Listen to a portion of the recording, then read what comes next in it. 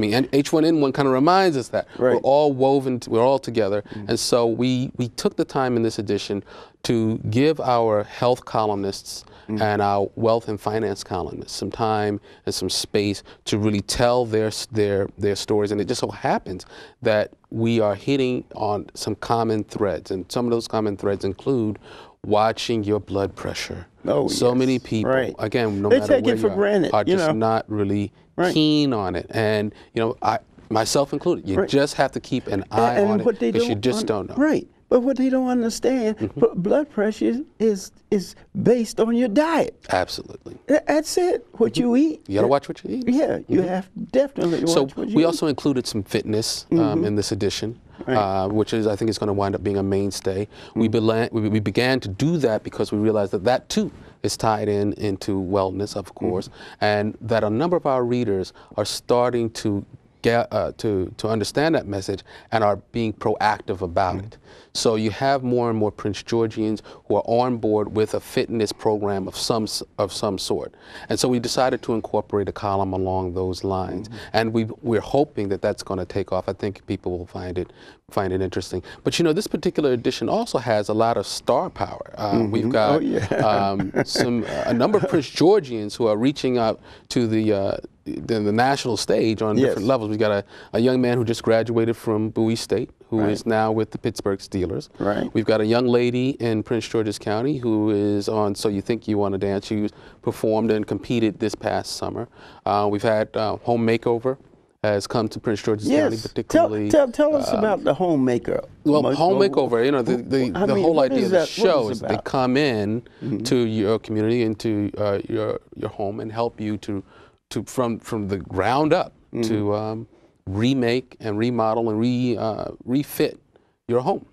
And they go around the country and select communities, and particularly this time around, I think they might have decided to move one step over to Edmonston, but we originally got the news that it was going to be Hyattsville, so that's where it's going to be Hyattsville. That it was going to be Hyattsville. That's going to be in the makeover area. That's where they. That was the home that they were going to make over a home in Hyattsville, but I think that they moved over one town and moved over to Edmonston with it.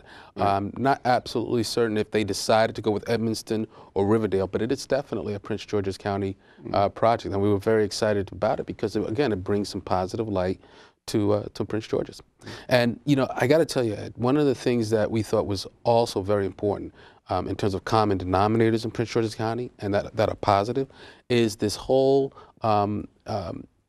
national psychology around the idea of energy, clean energy, and awareness. Say that real loud. Right. We thought green is in. Green is very much in. Because Prince George's is ahead of the pack.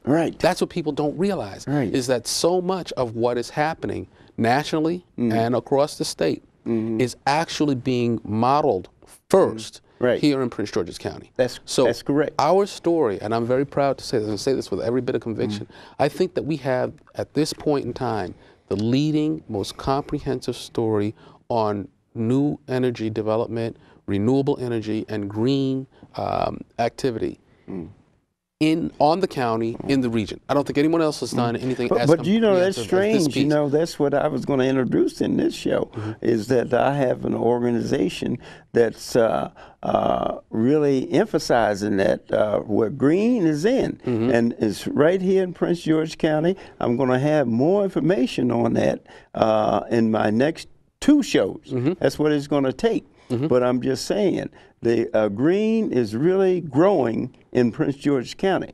We have some young people that are really, really involved with it, and they're doing a lot of work involved with that. And I'm going to have more details on Green is In on the Ed Brown Show. I think that's just. Well, you one step ahead of me. No, we're all in lockstep on this. You know, if you don't take care of the earth, you know, if you don't take care of your surroundings and community, you don't have much. You know, we all have to breathe the same air. You know, and so reality has set in that we have got to start taking care of these things, or our grandchildren won't have much.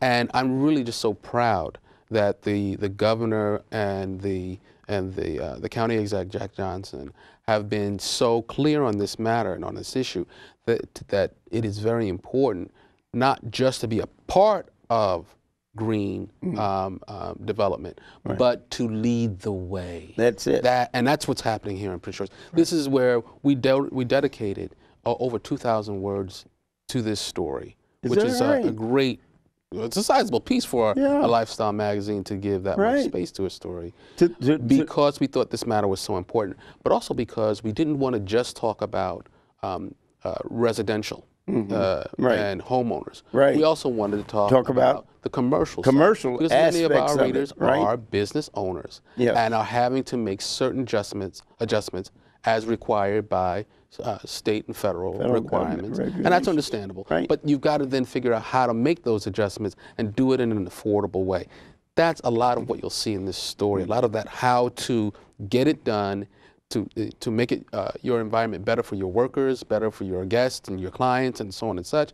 But at the same time, to do it without going under with the costs and the burdens and making the people aware of it. I mean, the average person that goes to 7-Eleven and goes to these fast food joints and then leave half the wrapper on the road, they don't understand, or the type of wrapper that they have in these supermarkets and things of that nature. Those people, the everyday working man, has to be orientated to change as far as green is concerned. And see, that's a tough job. It's a tough job, it is. That's a tough job. When you've been, for the last 40, 50 years, you've been throwing it in the trash or throwing it on the floor, on the road, and people's houses sometimes. Sure. Yeah, the kind of disregard and disrespect. Disregard, that's it. It is a difficult undertaking to sort of recondition folks' thinking about this kind of thing. But I think that it can be done. And again, I can't emphasize this enough. When you have people in the business community, people in the utilities, Pepco is a big supporter of this effort. They're advertising in this edition around that particular, the green energy effort. And so you have that kind of consciousness and activity around supporting this change. It may not happen overnight, but it will happen. It will happen. Well, I think it's on the right road. And the idea with this home makeover, now they're emphasizing the utilization of green. They're emphasizing all of that, see, utilizing the green aspects. Just like I told you about a good example was the hotels. What was happening is two young men, I guess they were less than 25, coming up with the idea, everybody uses soap when you go to the hotel, right? Okay, you leave half a bar there all the time. So the hotel, what they do is throw it in the trash. And now what they're doing, these youngsters are recycling this material. Smart. Right, and they are sending it all over the world, where people can't afford soap. Basic thing like soap. How many of you out there can't afford soap? Nobody. Everybody here can afford it. But you don't realize in this society, it's a lot of people. When I say society, I'm talking about the world society. Don't have soap. Basic soap. And what's happening with this idea of the green and clean, this recycling these soap bars, these used soap bars, and passing them out all over the world, free.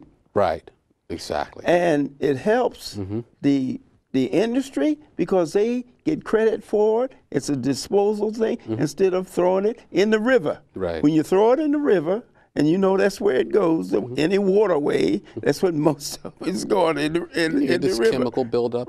Chemical buildup, exactly. On the other hand, by helping these... We're running out of time, but we got to talk about Michael Jackson. Okay. Okay, now, tell us about how did you get involved with This Is It? Well, the movie is actually a documentary. From what I understand, there is more music in the Michael Jackson vault than we can possibly imagine. A lot of unreleased music, and it looks as though this documentary, the This Is It documentary, will probably be the first of a great deal of material that we're going to begin to see on the King of Pop as time goes along. And as you know, he was quite the perfectionist in his music and in his work.